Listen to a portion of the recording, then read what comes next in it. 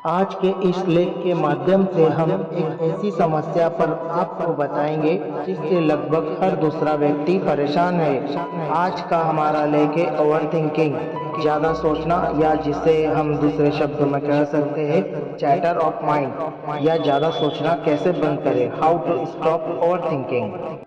वर्तमान समय में यह समस्या विकराल रूप लेती जा रही है। सोचने की क्षमता एक वरदान है, पर हमने उसे एक अभिशाप बना दिया है। सोचना बुरा नहीं है, पर यही वह चीज है जो हमें किसी अन्य प्राणी या जीव से अलग करती है। ओवर थिंकिंग, ज्यादा सोचना एक आदत है।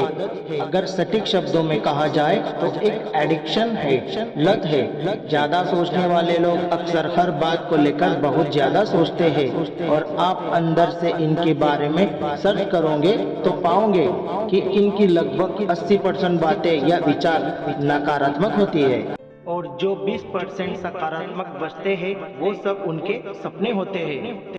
ज्यादा विचार करने वाले लोग हमेशा अपने पास्ट भूतकाल के ख्यालों में खोए होते हैं कि हमारे पास्ट में ये गलत हुआ, या ऐसा हो सकता था, या वैसा हो सकता था, काश उसने मुझसे ऐसा ना कहा होता, या उसने मुझसे ऐसा क्यों कहा, आदि ऐसे ख्यालों को सोचते सोचते उन्हीं में खो जाते हैं, और इसी प्रकार इन ख्यालों की श्रृंखला शुरू हो जाती है। ये ख्याल भविष्य के असमंजस को लेकर भी हो सकते हैं, जैसे कि अगर ऐसा हुआ तो क्या करूँगा, अगर ऐसा हुआ तो मैं क्या करूँगा, ऐसा हुआ तो मैं क्या करूँगा। इनमें अधिकतर ख्याल काल्पनिक होते हैं, क्योंकि ऐसा कुछ होने वाला ही नहीं है। लोग यहाँ तक सोचते हैं कि उसने ऐसा कहा तो मैं क्या कहूँगा।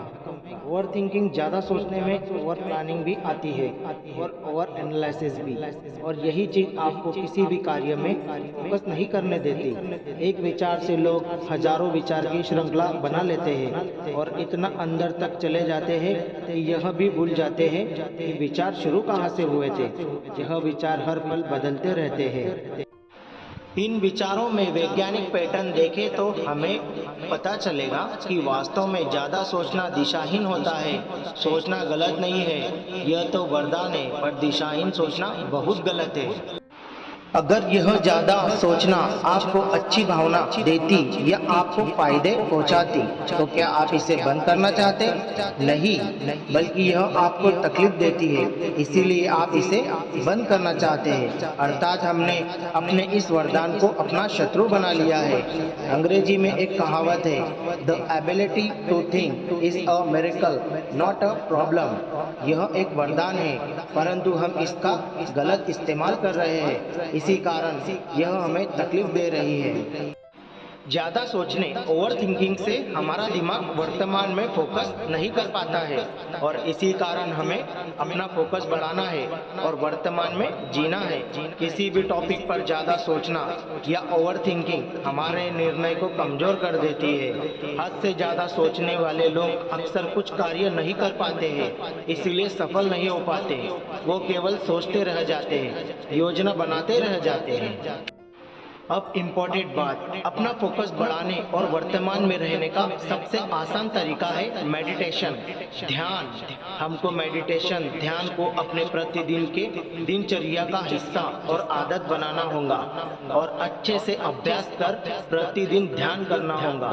यह वैज्ञानिकता से प्रमाणित है कि ध्यान से हमारे दिमाग का आगे का हिस्सा मजबूत बनता है।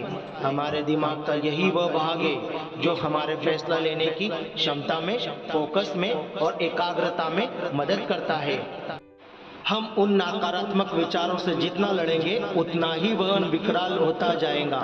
हमारा उन नकारात्मक विचारों में ध्यान देना ही उनकी ताकत बढ़ाता है।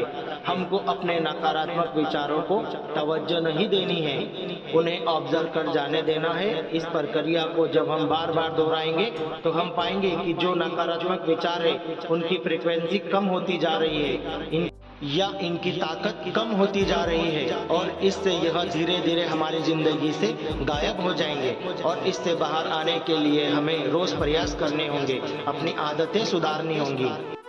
और नेगेटिव लोगों से दूर रहो, क्योंकि नेगेटिव इंसान सॉल्यूशन में भी प्रॉब्लम निकाल लेता है और पॉजिटिव इंसान प्रॉब्लम का सॉल्यूशन निकाल लेता है। इसीलिए पॉजिटिव लोगों के साथ रहिए, और अगर आपके आसपास पॉजिटिव लोग नहीं है तो आप अकेले रहिए। अपना नॉलेज बढ़ाइए, हमेशा मोटिवेट रहे, ज़्यादा ना सोचे। ज़्यादा सोचना बुरा नहीं, पर वह सकारात्मक होना चाहिए, नकारात्मक नहीं। सकारात्मक सोच से आप प्रेजेंट में जी सकते हो और नकारात्मक से आप भविष्य या भूतकाल में चले जाते हो। इतना आसान नहीं है, पर मुश्किल भी नहीं है। अभी आप जो काम कर रहे हो उसमें पूरा ध्यान लगा दो। आप बेस्ट हो, आप कर सकते हो, आप यह बिल्कुल कर सकते हो, क्योंकि सूर्य और चंद्रमा की तुलना नहीं की जा सकती। जब जिसका वक्त आता है वह चमकता है।